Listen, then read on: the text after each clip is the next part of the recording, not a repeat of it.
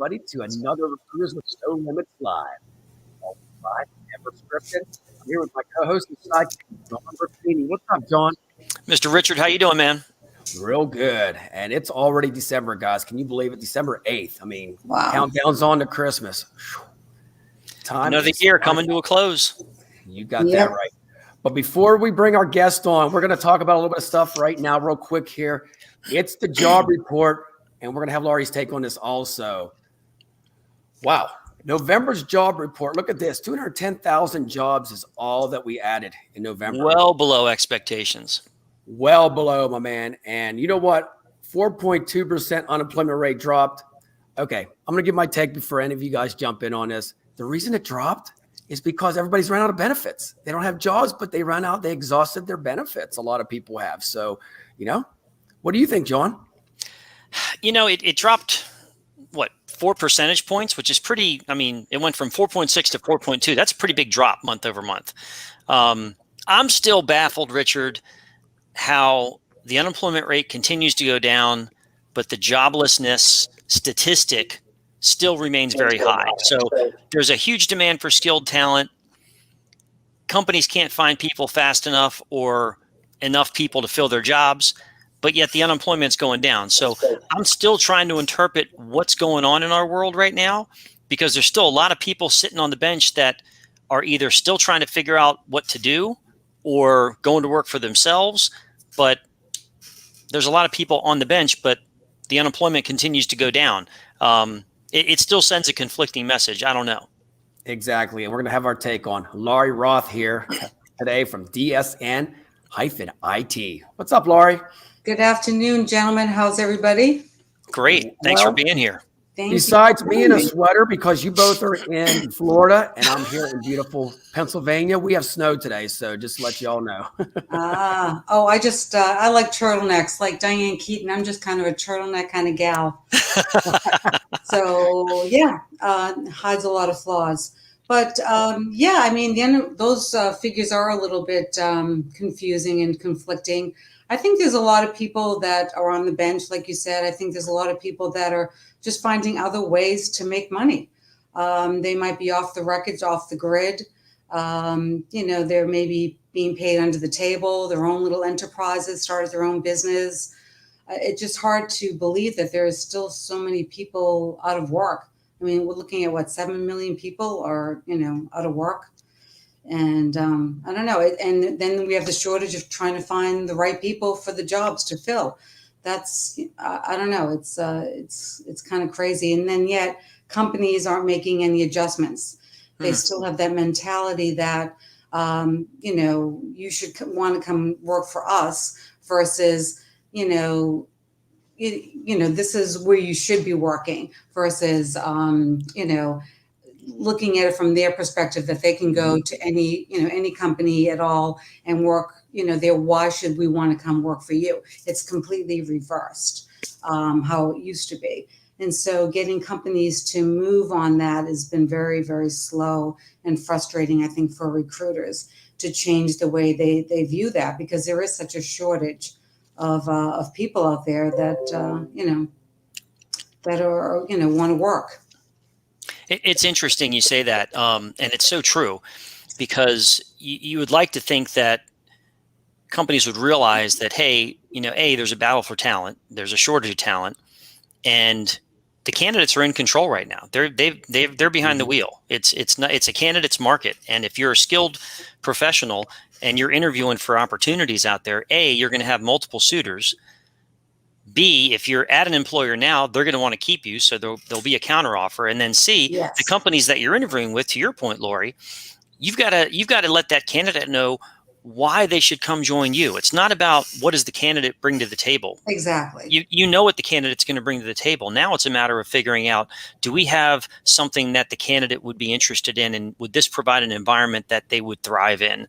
And they've got to really put that sale on during the interview. Exactly. And they have to learn to attract the candidates and not the other way around. And they've been in that mindset, especially some of these huge companies where they're so out of touch that they just don't get it. The smaller companies are catching on to that a little bit better, and they're doing whatever it takes, working remote. The hybrid situation happens to be the best one right now that I think is out there.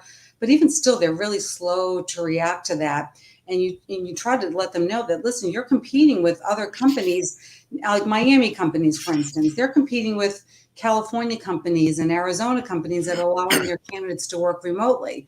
So Well, why would especially in people your work for space, in you? the IT space, that's, Yeah, I mean, literally, if you're a developer, you can work anywhere. they can go anywhere. And the salaries are still so flat in South Florida, and it's not that cheap to live here anymore. No. And the salaries are really not that great. And if you're in IT, and if you can work remotely in another state and get more money, why would you not do that? So true. And I think the seasonal jobs too, I've seen reports on that where FedEx, and they're not even halfway filled at all. I mean, these Really? ramp ups are very behind. Nobody wants to work 4 hours and then you're off 2 and then you go back 4, John. That's usually I what it know. is. They don't work you a full 8 hours. You do 4, then you take a break and come back. It's interesting because FedEx is projecting that this will be their busiest season ever on record. Oh, interesting. Busy, but not with the workforce. Wow. Look at retail. Have you guys gone into a store lately? I mean, you can't get anybody to wait on you. And now they're doing everything is drive ups like the Dunkin' Donuts and McDonald's and all that. They can't get the help to actually work inside. So they have to run their whole business on drive-throughs.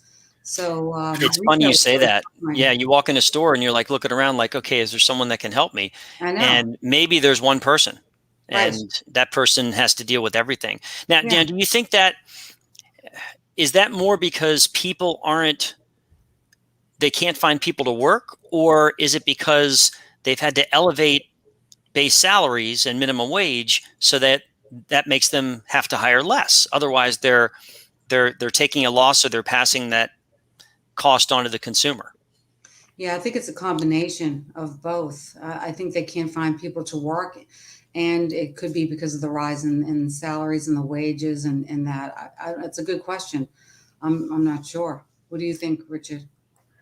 I totally agree. I totally agree with you. I think this, when I go to the stores now, I see for sale sign, like a discount on a product, and right beside it's now hiring. It's like there's more now hiring signs than there is 20% off for Christmas. Yeah, But I think a lot of people right now, what we summed it up was they're being choosy. They're holding out for that right opportunity. They're not going to jump on anything. I talked to job seekers yesterday. They said, I will drain my bank account before I take a job I don't want to be in. Yeah, I'm hearing that's that. where we're at right now. Such a different mindset of the candidate nowadays. I mean, I've never seen that in all my years of recruiting, where and the pandemic has done that to a lot of people. They're like, all right, well, I've gotten a reality check. I was busting my hump for something that I really didn't enjoy, and now I was home, and whether maybe they're home with family or relatives or friends or what have you, and they're like, you know what, there's more to life, and I'm gonna make sure that I enjoy what I'm doing, and I'll hold out until I get it. And kudos to them, the people who are doing that. Right. It's And just they're productive. And they're Yes. productive at home. They don't have the commute to contend with, so they're at their desk at 8:00 versus 9:30 due to traffic. Then they have to go through all the gossip and all that before they even get to the desk. They're at the desk maybe by 9:30, 10:00 before they even start working. And so, then you have to deal with office politics and constant interruptions when you're on the job. They go into their office at home, they work, they get it done. They don't have to, commute back and forth. They can still attend to maybe an ailing parent, or, pick up their kids from school, and that's their lunch hour. Now they just pick up their kids and they take that time off, and they're learning to make it all happen. So now they're thinking, why do I have to go back into the office? I don't understand that. But they'll do it because they need the paycheck, but they are looking for other opportunities. Mm-hmm. How many of the companies that you work with, what are you seeing as far as, are they going to want people back in the office? Have they adapted to a complete remote or a hybrid situation? And how is that affecting their workforce? Well, I find that a lot of the billion-dollar companies that I work with, they're not budging. They want everyone Wow. back into the office. But what's happening is that their employees are looking for other jobs. They're saying, you know what? I had that life. I don't want to go back there and do that. They know they have to. They need the paycheck. But they're reaching out to recruiters and saying, if you find this, I'm ready to go. And so they're going to start losing people. And I don't know how bad it's going to get before they start to change the way that they view their employees. But, and it's funny because a lot of the people at the top, they're working remotely. These executives, they're flying in, they're there a few days and then they're home, but then they expect everyone else to come into work. I don't get that. Practice what you preach, right? Yeah. Lori, I got to ask you, with your companies now, are they mandating you to have the vaccination? Are you seeing that with some of your big companies? I'm not, but I have worked, I partner, that's a good segue to what I've been doing lately, but I've been partnering with a lot of other agencies. They can't find people. They're struggling to find people. So more and more agencies where they used to like hoard all their openings. Now they're saying, help me, so I'm saying, yeah, I'll help you because I'd much rather recruit these days. But so what did you ask? If any of your companies are mandating the vaccination. Oh, the vaccine. So I have partnered with a healthcare company and some of those are, but for IT, no, I haven't seen it yet. I'm not saying it might not happen, but I have not seen it. Yeah. And I think one last thing before we wrap it up with the job report story here is pretty much we have another virus that's out there. You know what I mean? So now people's getting scared with the new one, right? I mean, this is going to be the world we live in for quite some time. I think So what do you do? I mean, you got 2 vaccinations, you got a booster. Now you have something else coming at you. Do you go to work or do you stay at home? I mean, that's where we're at with this. So all I can say for December, Santa Claus, get us some better numbers. All right. Yeah, exactly. Well, and that with Thanksgiving and now the Christmas holidays, Hanukkah holidays, in January, we're going to have a spike. I mean, it's going to happen. You're going to have an increase in COVID cases. And I'm sure all of them are going to be Omicron because that's the flavor of the week. But I don't think this is going to go away. I think it's a matter of, we've got to learn to live with it until it dies off. Totally agree. And I will say one thing, staffing industry in 2022 is going to blow up. John, we talk about this all the time. And you probably believe this, Laurie, every company is going to have to rely on us now because they don't know how to recruit by themselves. Just putting it on Indeed is not going to work anymore. So they're going to have to call us to save the day. Right. It's a great time to be a recruiter. You think so? I think so. I think it's a wonderful time to be a recruiter. It doesn't make our job any easier, no. But this is the climate, the economic climate that we like to work in when there's a shortage of talent and companies can't do it on their own. So they don't ever want to partner with external recruiters, but now they have to. It's a great time to be a recruiter. Again, it doesn't make the job any easier, but you are in demand. Right. Oh, definitely. And I think that we add a lot of value. I really like that show that you did earlier in the year about prepping candidates and all of that. That was very valuable because I think that's where we add the most value is knowing our clients and knowing our candidates and making that match. And when you go on Indeed or even internal recruiters, they have other functions besides recruiting. So they can't be solely responsible for just that one thing where we are. And the prepping and knowing the candidate and knowing what the client needs, I think is invaluable. And I like that show that you did early in the year that's brought up some good points. But their recruiters are going to be in definite demand. So it's going to be a lot of passive recruiting because there's not a lot of people that are out of work. So we're going to have to go into, if I find this, will you go? Right. And thank you. I just hope you find that. And you know what? I think it's going to be separated too. You're going to have the recruiters here and then you're going to have the recruiters here. There's no going to be in between. Either you can get dirty and get out there and make a difference, but just hitting a button and praying, it's not going to work anymore. Yeah. That 1 minute phone call where I'm going to submit you is not going to work at all. Right. No, not at all. It's you've got to be proactive and you've got to be a hunter. Right. Yep. And these job seekers know that now. I mean, maybe 10 years ago they were like relying, but now they're like, you know what? If you're only going to talk to me for 2 minutes, I'm not even going to call you back. They want to build that relationship that we talk about all the time. Mm-hmm. Yeah, I hope so because it's all about the relationship. And it's so funny because, people like how they value recruiters. we make a decision every time we hang up that phone if we're going to work with that person or not. Is this person going to make me look good? Is this a good candidate? Is this somebody that I can rely upon? Is this somebody that, is going to be there for the long haul? And then we decide, man, I'm going to work with them. No, I'm not going to work with them. And, people do that all day long as a recruiter. And candidates don't realize that, but we do. We put them on the back burner too. So you better impress us too. We're not just out there, in a numbers game throwing paper against the wall. We make that decision when we hang up the phone, whether we want to work with you. So, I like the relationship aspect of this business. It's got to be a joint relationship too. Mm-hmm. I mean, it's not just, hey, what can you do for me? It's hey, let's work together to make this happen for your career. Right. And that's where you get your strongest, longest term relationships built. Same on the client side. Right. When you have a client that says, hey, my way or the highway, and they're not flexible, it makes you not want to work with them. And that's one thing that I believe that recruiters are doing now with less hesitation than they used to, because the market is so good, is they're not spending time working on job orders with companies that are unrealistic. Right. Where their efforts are going to come up, zero. Oh yeah, absolutely.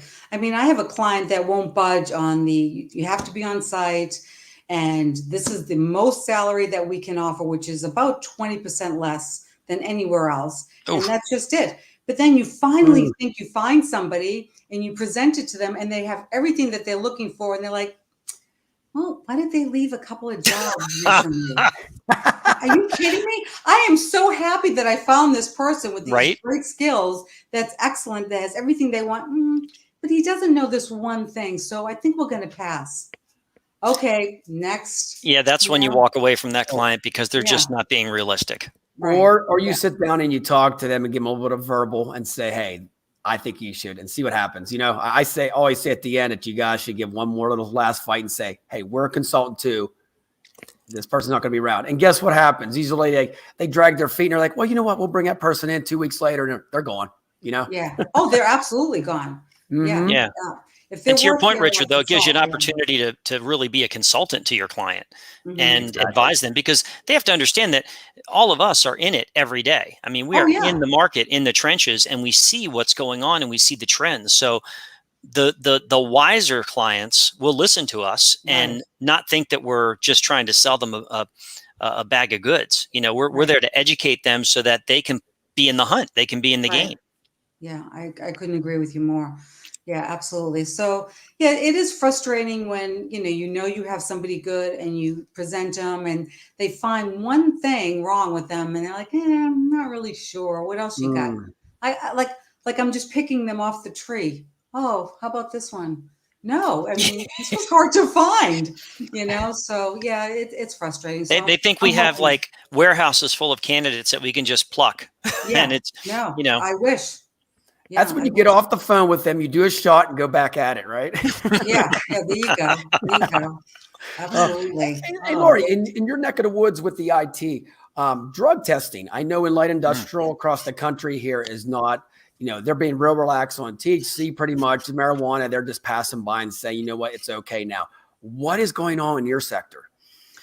That's funny you said that, because I very rarely get any of my clients to send them to be drug tested. I have a couple of like the bigger companies that will, and I'm sure THC is in there, but I'm wondering if that has changed. Yeah, that's a good question. I think it should change if it's legal in the state that they are in, right? I mean, I don't know. That's a good question. What are you seeing, John?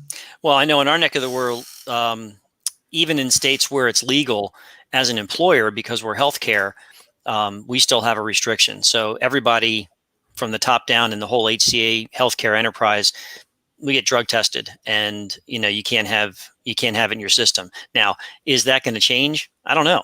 But I know for medical professionals, at least, it's still holding true, even in states where the states have legalized it.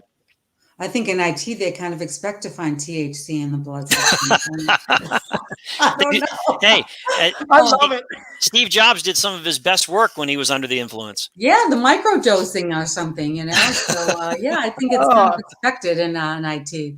So, I Laurie, don't when we know. talk about your book later on, we can discuss how you made that creative down the road. Yeah, Was it exactly. alcohol or something else? Oh my Uh, gosh. But yeah, so, they're drug testing a little bit less. But yeah, I'm wondering if THC is still on that. I'm not well, sure. we know in 2022, it's going to be pretty much for anybody, especially in manufacturing, it's going to be obsolete. I mean, really, are you going to really You do a think 7 so? panel? Yeah. Yes. The only thing I wonder how it's going to impact is, and I don't disagree with you, Richard. I think it's going to be more commonplace because I'm still of the belief that federally it's going to be legalized at some point. And but if you've got a worker that, for example, operates high-end machinery, you don't want folks like that on the job under the Yeah. influence. So as long, I think there's a fine line. So okay, they're saying, okay, you can go home after hours or on the weekends Mm-hmm. and it's okay, blaze up. But, if you come to work under the influence, it's kind of like drinking on the job. It's like if it Right. impairs you, that's where I think people are going to, the lines might be blurred and they say, oh, well, it's legal. The company said it's okay, but it's not like you can do it on your lunch hour. So there's got to be, I think there'll be some standards with it. But I agree with Right. you. I think that it's going to continue to get relaxed over the foreseeable future.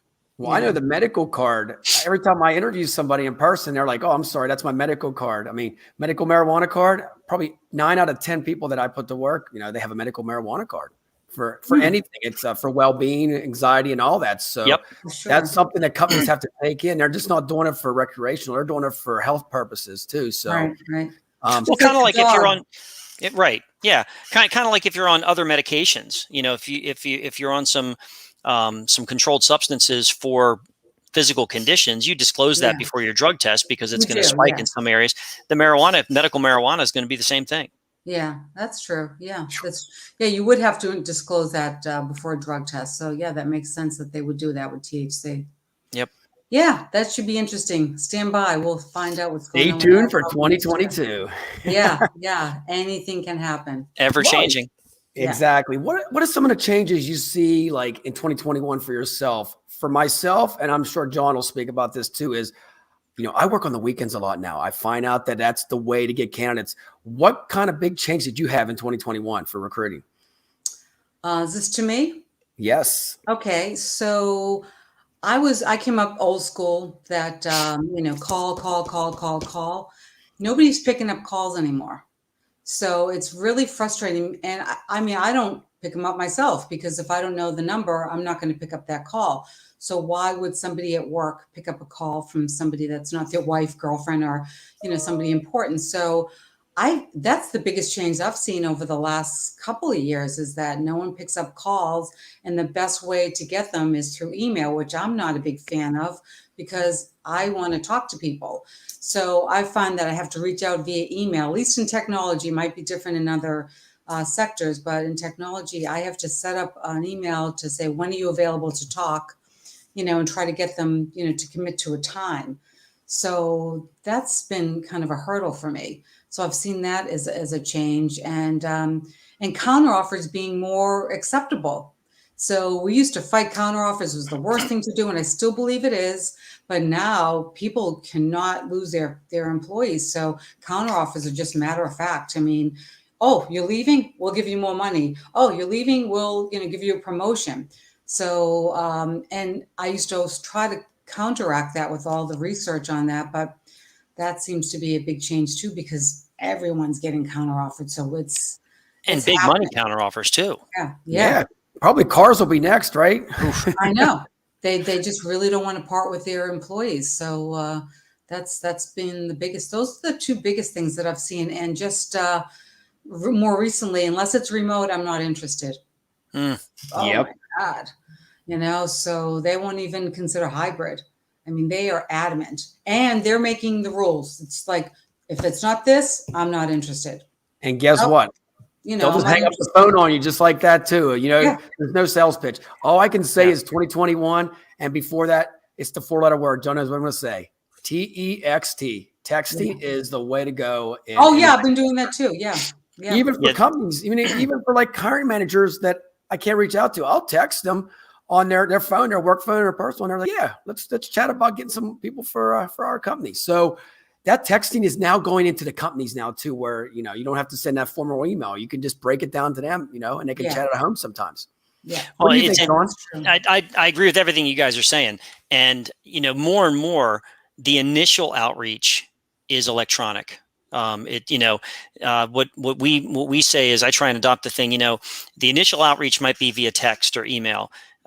Eventually you've got to get that person on the phone, because while you can, back and forth, short answers via text, send information via email, but the only way you're going to develop a relationship and have an opportunity to influence that cycle is by talking with them on the phone, and building that rapport. You can't, I tell recruiters, you're really rolling the dice and playing Russian roulette if you're sending any type of financial information, if you're negotiating via email or text, if you're, no, you've got to do those things. That's got to be a verbal conversation. That's where the art of the job comes in. Right. And you've got to be able to pick up on those things. But to your points, what you guys are both saying, the initial outreach, sure, electronic is and I think you've got to use all the mediums at your disposal. I'm going to call and leave a voicemail, and then I'm going to send a text or an email referencing my voicemail. So I'm going to hit them from a few different angles to see which one is best for them. Right. And then, it's important for recruiters, once they get that ball rolling, though, and I'm curious your take, to set the expectation, though, that while the candidate might prefer to be communicated via text or email, the recruiter needs to explain that there are going to be some times during the process that you're going to have to be on the phone with them, that you're going to need to speak with them on the phone, so that when you do call, they realize that it's important that they talk to you, and they don't say, well, just text me. Right. Well, that's exactly what I set up in that very first phone call with them is, listen, I may need to get in touch with you for a short, conversation. What's the best way to reach you? Should I text you? Should I call you? Should I email you? I said, communication is going to be the most important thing between the two of us, because things happen really fast, and I need to be able to get in touch with you. And sometimes I need to talk to you. So I can talk in the evenings, I can talk lunch, I can talk at 7:30 in the morning, but there's really no reason for them not to talk if you make yourself available. But I agree. There's only certain things that you can talk about in a text and an email, and you have to have them on the phone. So true. And one thing else is, does anybody set up voicemail anymore? Nobody listens to voice messages. Voicemail is like a thing of the past. Am I right, John? Seriously, your voicemail's not been set up, and this is not light industrial. This is CEOs of companies and everything. It's like nobody listens to voicemail. It's not going to stop me from leaving the voicemails, but again, I got to find another way to reach out to that person, because there's a good chance that they're never even going to listen to it. Right. I know. It's crazy. I mean, I have to stop and think about it. Do I listen to my voice messages? I don't. Maybe a week later.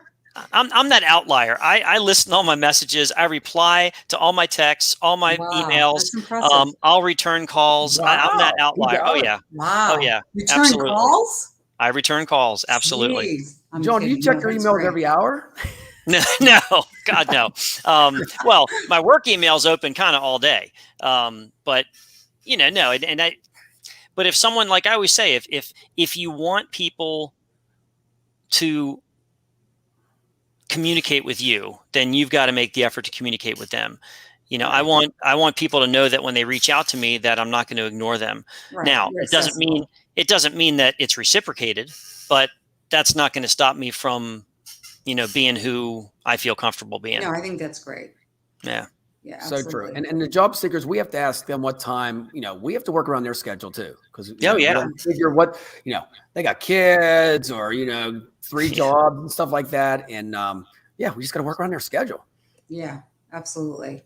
Yep. Can I bring up job boards? I mean, I just find that Richard loves job boards. Everything is changing with having a heart attack. Job boards. Is that a touchy subject? Oh my God. All right. So I'll sum it up. A job board's like a surfboard. Okay. You ride that wave, and it's a very short ride. That's all I'm saying. Am I right, John? It's you can't post and pray. I mean, it's like, and I mean, they're all out there, but it's interesting when I look at jobs, I still see so many job postings that read like job descriptions and have zero appeal, especially for today's candidate. Right. I think you got to get creative in one way, shape, or form. It's important. The job boards serve what the newspaper did eons ago. You've got to have a presence out there. I get it. But if you're a recruiter, that's not recruiting. That's let's see what I can get from the active candidate base. It's not necessarily recruiting. So it can't be all you rely on. Right. Yeah. It's just that it's changed so much. I mean, from one company that I called, they say, well, they can get all the ads, their social media. If they're looking at ESPN scores, I don't know. I find that hard to believe that you're looking up your scores for a hockey game and then you see a job posting and you're going to apply to it. I mean, do you think that that's valid? No, not at all. I think these are people that are behind the scenes that they've never been out in the streets. And John knows this. I eat and sleep marketing on this. You got to tap into the job seeker, and they want to see visuals. They want to see action, and it's got to be in front of their face, either on Facebook, Instagram, TikTok. These ads that run, I don't know about you, but I just swipe through them. I mean, a job seeker, you do, right? They're worried about the game. They're not worried about this stupid ad. Am I right, John? Okay, that's what I thought too. I agree. Yeah. And I love hearing these commercials on radio and TV about ZipRecruiter, how they're going to solve all your hiring problems. And it's like, really? All the sharks, ZipRecruiter. I'm ready to talk to you. Yeah, I know. I mean, listen, they're a necessary evil, but when I'm being marketed something like, it's only going to cost you $30,000 a year. It's like, well, you better guarantee me a couple of placements with that, because that's hefty when you're talking about that type of job. It's not cheap. Yeah. No, and it's like the Macy's now. It's getting so pricey that nobody can afford it. If you run your own staffing firm by yourself, it's so outpriced you that you might as well just try the free stuff. Yeah. And they make you feel like if you're not doing this, you're not on board with what's happening. It's like everybody's paying $30,000 for job boards, and when someone's doing ESPN, they see my posting. I don't know. I think companies have to realize that it's not enough. It's kind of like FOMO, fear of missing out, where the company says, oh, I guess I have to subscribe to one of these external sourcing mechanisms in order to be in the game. If they choose to do that, and we have alliances, we do, and some of them are better than others. What we do a good job of, I think, that other companies really should do if they're not, is don't just dive in head first. Have a pilot, see if it's going to work. Have some measurable data that you expect to look at after two or 3 months to say, all right, what kind of activity do my recruiters do? Is it easy? Is it user friendly? What kind of candidates are we getting from it? And did we put anybody to work? And then decide if you're going to jump into a contract with the company. So don't be afraid to pilot something first, just to make sure it's right for you, because there's a lot of different options out there. If you're going to go that route, make sure you do it the right way. Sure. And the best marketing out there is our candidates. Absolutely. Market it. I always tell people my stuff there, I'm not the greatest, but I tell you what, it's free marketing and it works all the way. Let your candidates market for you. And that saves you so much money, because they're in the industry. If they're in IT, they can have friends in that IT industry or whatever. Or like Laurie will say, like, associations are the greatest thing to join. Join an association.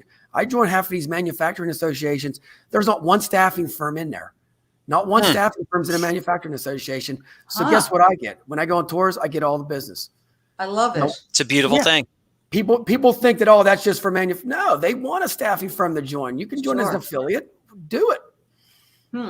There's my tip of the week, guys. Give it to you for free. Tip of the week.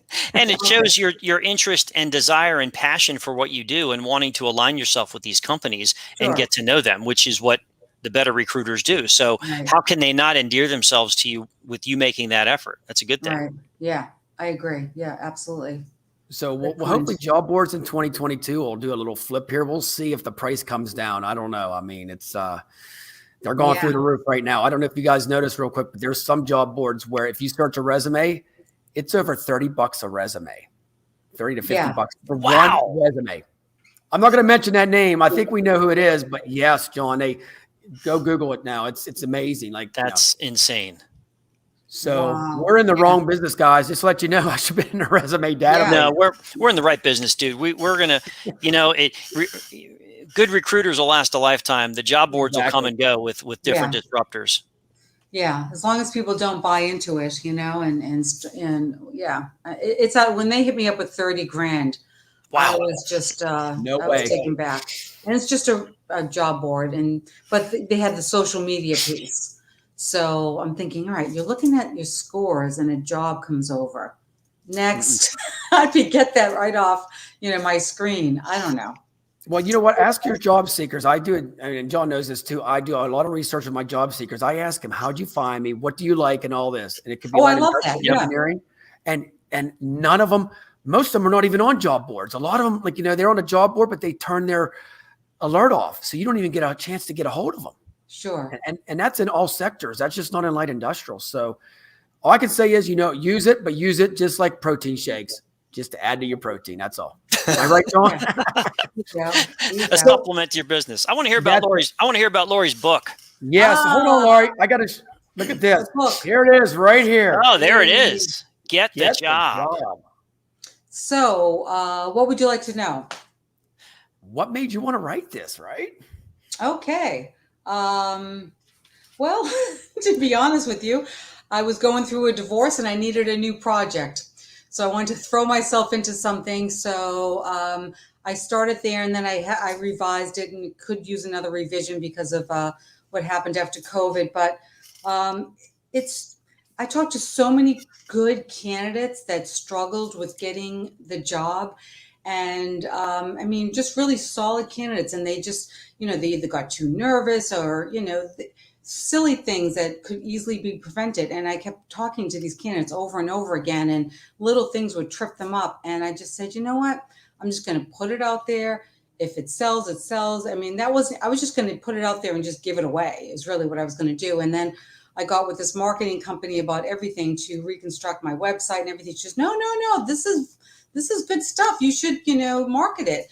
So I said, all right. So I did, but it's just really all the tips and things that I've done and perfected over the years that I've heard through my candidates. Like you said, candidates are our best source of information, that nobody else is prepping them like this, is this thorough or giving them this type of information and arming them. So when they go in, they are completely ready to do this. So from how to get yourself mentally right, to writing a resume, to what to wear and everything. I just put it out there, and I thought if it helps one or two people, then I feel like I've done my job. So that's outstanding. It was a lot of fun doing it. I put some inspirational quotes in there and summarize after each chapter. Easy to read. You can open up and say, well, I need help with this, and just go to that. You don't have to read the whole book. And it was a fun project. It was a lot of fun. Where can people find it? Amazon. Very I have good. it on Amazon right now. Outstanding. Yeah, but it was good. I did a chapter on ageism, which that's like kind of a personal thing for me, because I think so many we have over 40 million baby boomers in the workforce today, and I just think that they're really good candidates. I mean, they're reliable. They know the value of working hard. They have a lot of experience to bring to the table, and they shouldn't just be disregarded because of their age.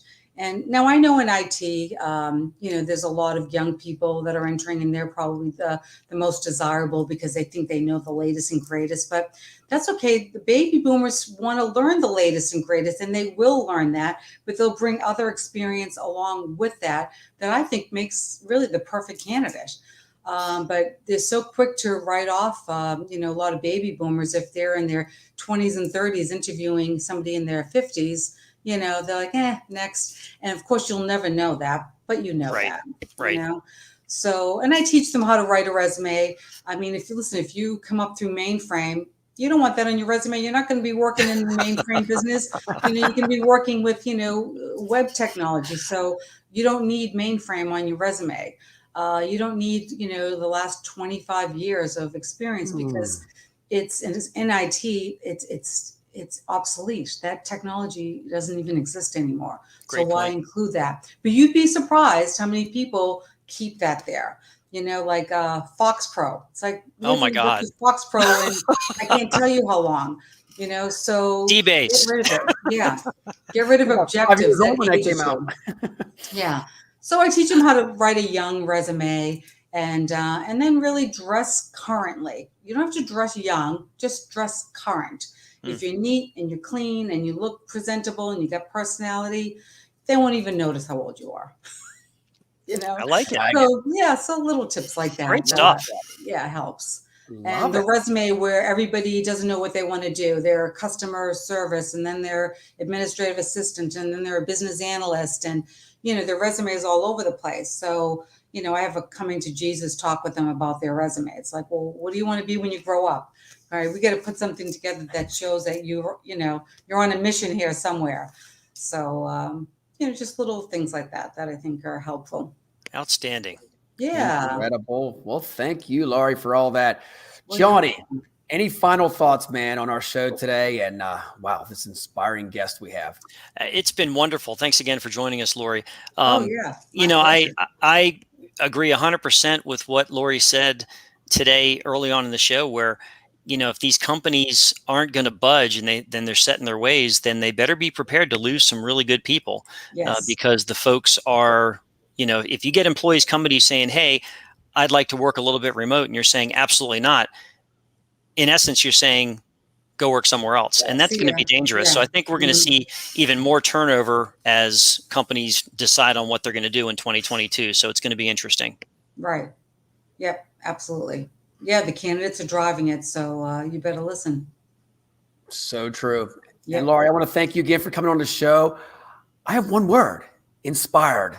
You've done a lot last year, and 2022 is going to be an exciting year for you. But if anybody out there can see this, no, she had a book. She's overcome all this obstacles, and still paying for job boards, but that's okay. Oh my God, I know. It's a crazy expense. I'll tell you, that's for sure. But you know what? Hey, it's all, we love our industry, but I just want to tell you, thank you again. You're inspiring a lot of people out there, and keep up the great success. Thank you. Thanks for having me, guys. You bet. Take care. Happy Wednesday. So, see you guys next week on another episode of Recruiters with No Limits Live. Take care. You got it. Take care. Thanks.